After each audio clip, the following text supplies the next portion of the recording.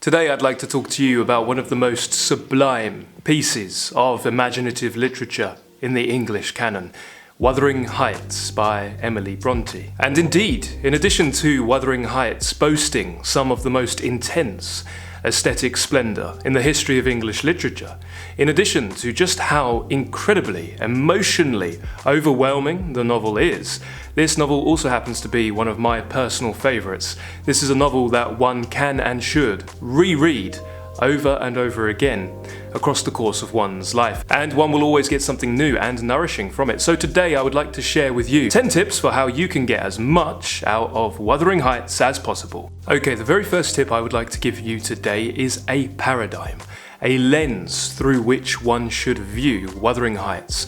And the paradigm is this: read Wuthering Heights in light of the devastating, destructive, all-consuming love at the core of the novel.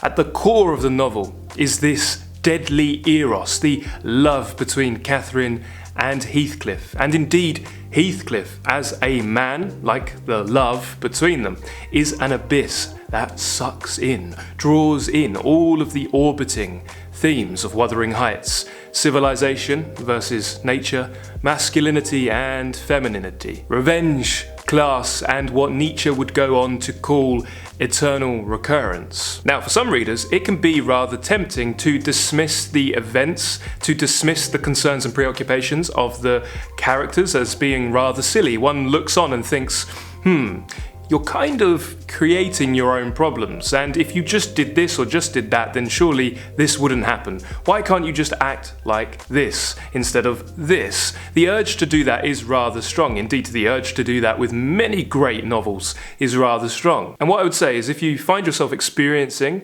the urge to dismiss the characters' preoccupations, then what might be going on is you're finding yourself more in the civilisation realm rather than the natural realm. Bringing oneself fully to Wuthering Heights means embracing that really deep and vulnerable part of us in which we find our life and death drives, our nurturing and destructive impulses and instincts intertwined. And Emily Brontë herself most certainly put a lot of herself, a lot of her innermost impulses and drives and instincts into this book. One only needs to look to the publishing circumstances of her work in order to ascertain just how fully she put herself into the work. Her sister, Charlotte Brontë, read a manuscript of her poems against her will, and this made Emily very mad, and she became all the more furious when Charlotte tried to persuade Emily to have the poems published. Now, Emily did finally relent, and she had some conditions for this to go ahead. She would publish her poems alongside her sisters, Charlotte and Anne, and they would adopt pseudonyms, male pen names. We see Emily Brontë adopt the pen name of Ellis Bell, and Anne Brontë adopt the pen name of Acton Bell, and Charlotte Brontë was Currer Bell. In 1845, they published a volume of their poems together, Emily submitting 20, Anne submitting 20, and Charlotte submitting 19. And though the reviews were favourable, this volume did not sell very well. What did sell well, however, was the triple-decker 3-volume set that they made out of their novels. In 1847, we see Emily Brontë's Wuthering Heights, published under her male pen name, alongside Charlotte Bronte's Jane Eyre and Anne Bronte's Agnes Grey. Now, Agnes Grey was unfortunately not a success, but Wuthering Heights most certainly was, and Jane Eyre became an instant bestseller. And looking to contemporary reviews and reactions to Emily Bronte's novel at the time is about as revealing as Emily's own reticence to have it published under her real name. Now, it did come out eventually after much speculation, where the reading public wondered, was this one author publishing these works? Was it really a man, or was it a woman? Was it one woman responsible for the 3 works? There was a bit of a guessing game, but soon enough, it came out. The reading public absolutely loved Jane Eyre and Wuthering Heights and ate it up, whereas some of the more established artists and critics of the time, one thinks immediately of George Eliot and George Henry Lewes, were rather scornful of these novels and, dare I say, may have even saw them as being rather immoral. One thing's for sure, however, Emily Brontë's hesitation to have Wuthering Heights published, along with the reading public's devouring of her work and the more established writers being rather scornful of it, does indicate that there's something there, perhaps something that is emotionally overpowering. And one can either try to repress it and avoid it and scorn it, or one can embrace it fully and bring their innermost self to the work. So that's my top tip, is to really connect with that overpowering theme of eternal, destructive love and see how all the other themes scaffold and hook onto it. My second tip is to meet Heathcliff, not as a psychologically complex character, though indeed he does have psychological complexity, but first and foremost to meet Heathcliff and treat him as the dark, Byronic anti-hero that he is, that Emily Brontë intended him to be. Many critics read Wuthering Heights as a response to John Milton's Paradise Lost, but indeed, any Paradise Lost overtone actually comes from Byron's romantic closet drama and operatic masterpiece, Manfred. In literature, we talk of Byronic anti-heroes, and of course, the term is drawn from Lord Byron's name, who set down the template for this dark, brooding, violent, ultimately masculine entity that really is quite the embodiment of what Freud would call the id, our animalistic drives and urges and impulses, our destructive urges. There has always been something really appealing about this type of character in literature, and we must read Heathcliff first and foremost up against how marvellously he exemplifies the type of Byronic anti-hero. If we are going to mark his character up against any criteria, it should be that one first and foremost, and indeed in the wake of Emily Bronte's Wuthering Heights, many writers would use Heathcliff as their template for Byronic anti-hero too. To the Byronic anti-hero, physical love is all important, more so than typical or normal societal conventions like marriage. And we see Byronic heroes as having reckless wit and being rather reckless and impulsive in behaviour too. They are the bad boys of the literary world, and they typically lead rather hedonistic lifestyles, and they live fast and die young. Some women readers are drawn to the Byronic anti-hero because it is masculinity at its most extreme, at the absolute extreme end of masculinity, and completely distilled, whilst male readers might find it useful to read Heathcliff as though he were a projection or a reflection of their shadow self, the dark side of themselves that they repress and keep in the shadows, lurking and only coming out when one finds themselves jealous or outraged or furious. Here's Lord Byron in his Corsair setting down the template for the Byronic anti-hero, and indeed as one listens to this verse, one finds themselves potentially thinking of Heathcliff, or being able to conflate the two figures. Sunburnt his cheek, his forehead high and pale, the sable curls in wild profusion veil, and oft perforce his rising lip reveals the haughtier thought it curbs, but scarce conceals. Though smooth his voice and calm his general mien, still seems there something he would not have seen. His features, deepening lines and varying hue, at times attracted, yet perplexed the view, as if within that murkiness of mind worked feelings fearful and yet undefined. In the dark cosmos of Emily Bronte's Wuthering Heights, and indeed one could argue that this is true of her sisters' worlds too, one may even claim that they are all writing in the same oppressive, dark, Gothic universe. In the world of Emily Brontë, there are two types of man. There is the man who was inspired by her brother Branwell, and best exemplified man at his most sensitive, the poet side of man, the soft side of man. And then we have their father, Patrick Brontë, whose family name would run through many different changes from Prunty to Brontë to Brontë to Brontë. And their father Patrick was a very dominant masculine force. He was rather authoritative, one may even say authoritarian and patriarchal. And so we see in Emily Bronte's world that men fall into one of two camps, and then she puts them either in the civilized realm or the natural, rugged, wild realm. From a very young age and all through their childhood, the Brontë sisters and siblings would play at world building. They would create their own worlds and write their own sagas and perform plays. Charlotte says, "We wove a web of childhood," and they would play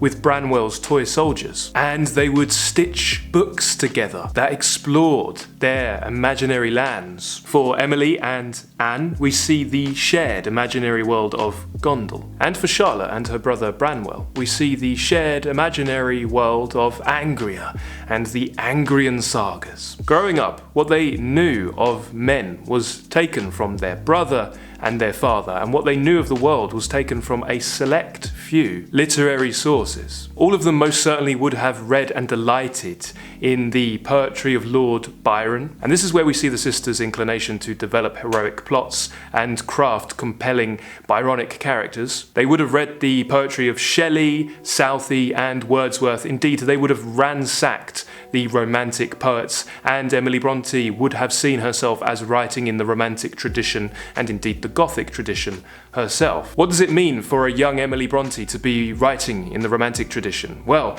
it means events and characters that are larger than life. It means being incredibly expressive of one's emotion, wild emotions recalled in tranquility. It means exotic locales, or indeed those locales that one is familiar with, like the moors that the Brontes would have grown up playing across. Those locales are given an otherworldly, fantastical, mythical atmosphere. Being a romantic writer meant sensational plots and intense emotions. Emily Brontë would have read Sir Walter Scott's Gothic novels.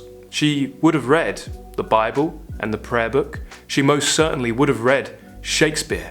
And I see Emily Brontë as an eminently Shakespearean writer, though indeed she is her own thing too, which we'll talk about in a moment. But she is thoroughly Shakespearean, and she has that ability to give intensely distinct and highly individualized, unique voices to her characters, and to suffuse the landscape of her work with overwhelming emotion and power. And perhaps from Shakespeare she learnt how to powerfully and persuasively and passionately blur the lines between the natural and the civilized world. We see Heathcliff described over and over again in incredibly animalistic terms. And so when you meet Heathcliff, it might be worth keeping in mind that he is an evocation of masculine destructive nature at its most extreme, and you might wish to attempt to reconcile with that part inside of you too. And as we've kind of trespassed into the symbolism territory,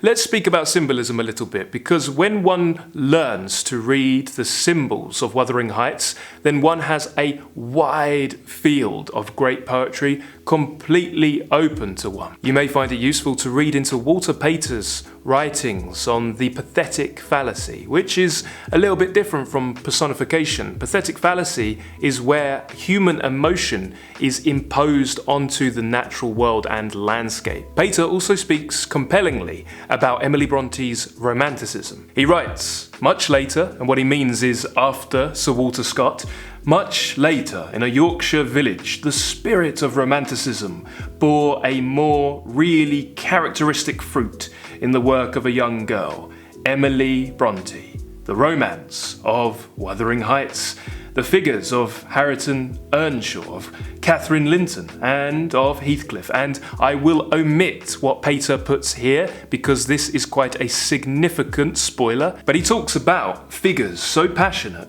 yet woven on a background of delicately beautiful moorland scenery, being typical examples of that spirit. One wonders, of course, whether beautiful is the most apt word to describe how Emily Brontë paints the Yorkshire moors. I find the word sublime to be a more faithful label for what Brontë is doing there. Sublime, of course, is that which inspires a sense of awe or fear or overwhelm or dread in us. When we look up at a vast mountain or at the stars or across an ocean, that sense of awe and overwhelm is an effect that writers of the Romantic Sublime wish to induce in their readers. As you read through Wuthering Heights, focus on anything that recurs or repeats, because repetition reveals significance. So, if a locale is repeated, if it's described in similar terms across the course of the novel, or indeed if it features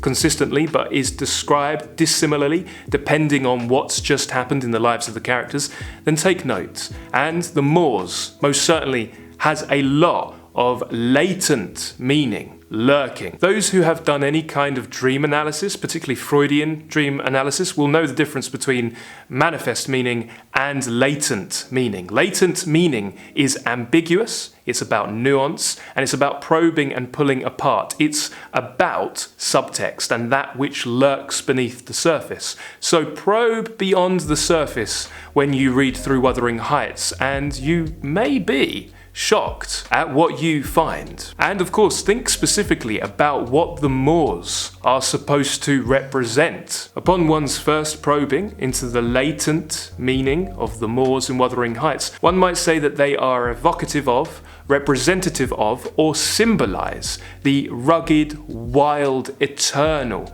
and destructive but natural love between Catherine and Heathcliff. Here's Elizabeth Gaskell in her life of Charlotte Brontë, talking about Haworth, the Yorkshire landscape that inspired the young Emily's depiction of the moors in Wuthering Heights. Gaskell writes that the moors may appear grand from the ideas of solitude and loneliness which they suggest, or oppressive from the feeling they give of being pent up by some monotonous and illimitable barrier. Now, over the course of the Wuthering Heights book club lecture series, we'll have deep discussions on the value and utility of symbolism.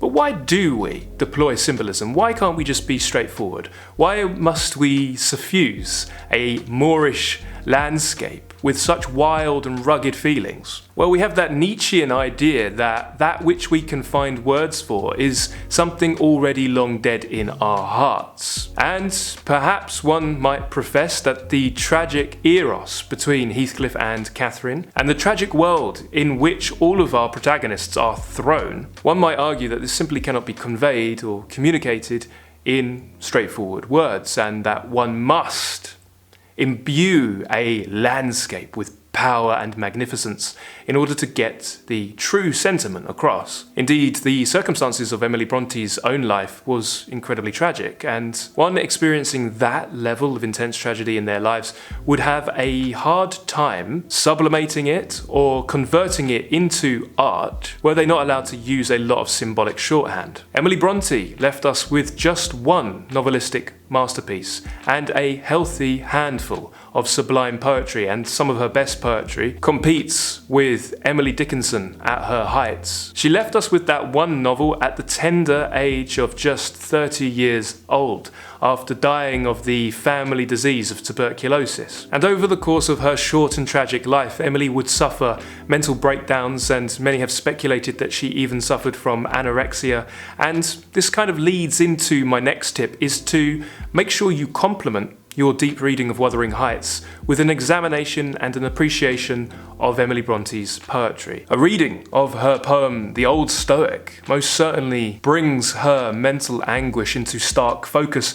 She writes, "And if I pray, the only prayer that moves my lips for me is leave the heart that I now bear and give me liberty." Those following along with the book club big read of Wuthering Heights may be excited to know that we will be using this reading experience as an opportunity to deep dive into romantic poetry, sublime poetry, and we will be issuing ourselves the challenge to collect to discover our favourite poems of Emily Brontë herself, and we will be chanting them, and we will be able to unlock their power, their poignance, and their overwhelming emotional and cognitive impact in a way that really nourishes our deep reading of Wuthering Heights. The first of Emily Bronte's fine poems that we'll be pulling apart is No Coward Soul Is Mine. So you may wish to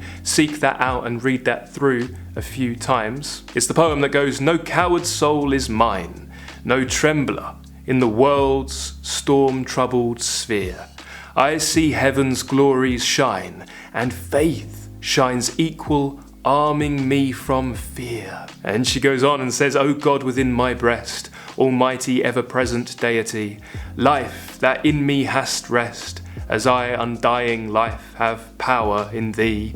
Vain are the thousand creeds that move men's hearts, unutterably vain, worthless as withered weeds, or idlest froth amid the boundless main. It's a tremendous poem. My next tip is to read into the social, cultural, and historical context so that you can transcend it.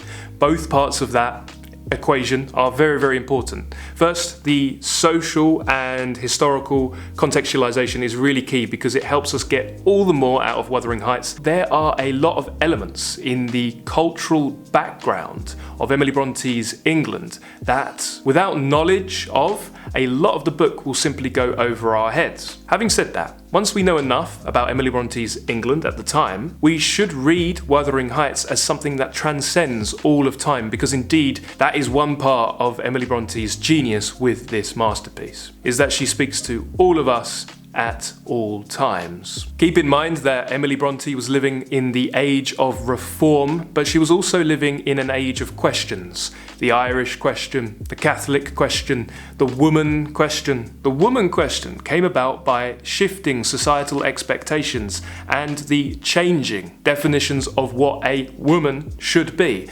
Historically, up until that point and during her lifetime, woman was less than a second-class citizen, and indeed essentially a non-citizen when they married a man, but a woman was always defined by how they complemented man. They were always seen up against man. And though during Emily Bronte's lifetime any discussion of universal suffrage actually did not include women, it was just talking about men, and it would still be a rather long time before we did achieve true universal suffrage. At that time, woman was still defined through middle-class male eyes. Well, women were seen as being sexless helpmates or helpmeets, to use a biblical phrase, and a woman was supposed to be either entirely virtuous and without moral blemish, or a woman was seen as being fallen. And there wasn't a lot of wiggle room between those two extremes, and indeed men would see women as having the obligation to be more virtuous than them. They would look to them as entities that had to be morally superior. This essentially meant, and we can see this even in the legislature,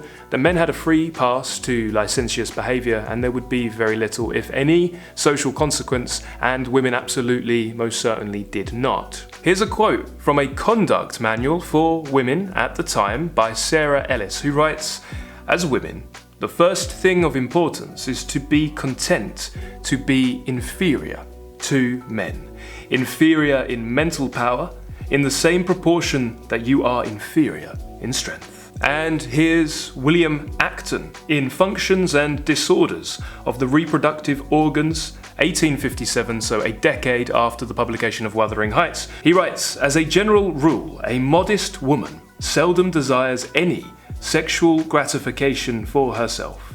She submits to her husband's embraces, but principally to gratify him, and were it not for the desire of maternity, would far rather be relieved from his attentions." But this was most certainly an era in which women started to bristle at the male-constructed narrow confines of their existence. Working class women had jobs just as crappy as men, but if one was born into the upper middle class, and keep in mind that social mobility was only just starting to become a thing, there was only just starting to be a middle or a working class as a concept, but if one was born into a privileged family, and one could marry into further privilege, then a woman was expected to be preparing for domestic life and the raising of children, not only first and foremost, but exclusively. That meant that a woman's education was focused on accomplishments, a smattering of French and Italian,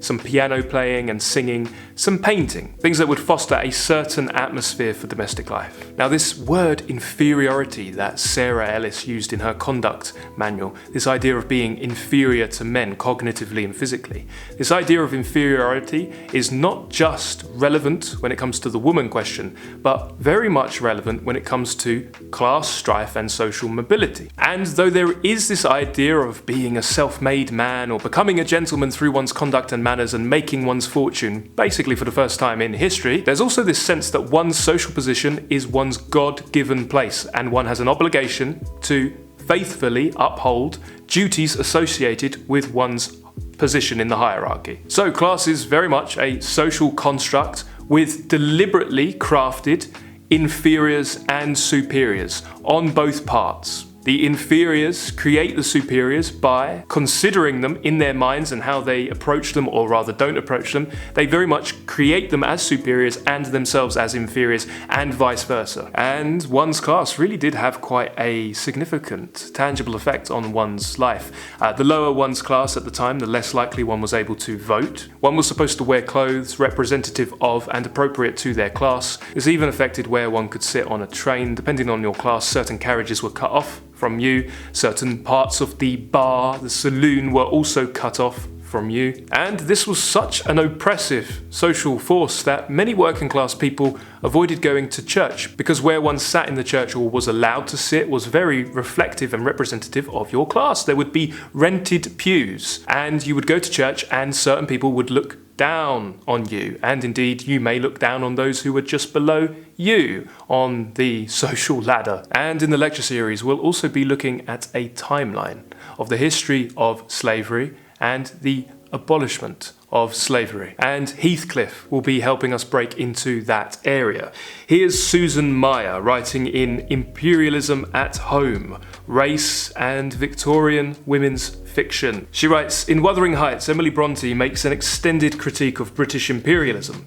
She does so in part by exploring what would have happened if the suppressed power of the savage outsiders were unleashed.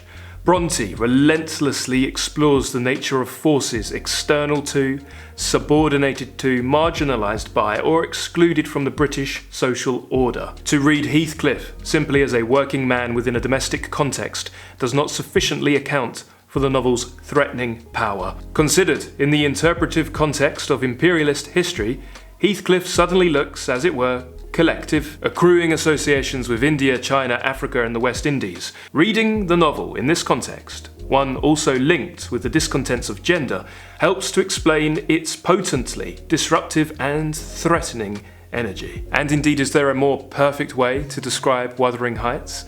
The novel possesses a potently disruptive and threatening energy. And once you know something of the social and historical context, we would like to aim to transcend it, because Wuthering Heights, rather like a Greek drama, takes place in a rather disconnected, otherworldly, supernatural and fantastical realm. It's almost a play for voices, as Dante Gabriel Rossetti, poet and key founder of the Pre-Raphaelite Brotherhood, whose paintings we will be enjoying over the course of our lecture series Deep Reading Wuthering Heights.